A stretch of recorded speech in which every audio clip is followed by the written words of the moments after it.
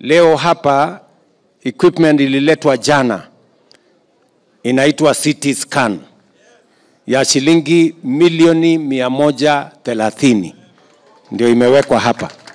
Itasaidia watu wa Nakuru hapa na sehemu za vitongoji hapa, na equipment kama hizo zitawekwa katika zile hospitali zingine zote za kaunti yetu ya Nakuru. Tumeshakubaliana na hawa viongozi katika ile program mpya ile tumetengeneza ya mambo ya matibabu kupitia kwa SHA, kuhakikisha kwamba mahospitali zetu zinashughulikia wananchi wote.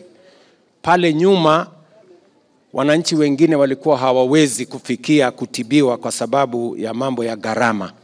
Na ndio hiyo tunajaribu kama serikali kuhakikisha kwamba kuna equipment.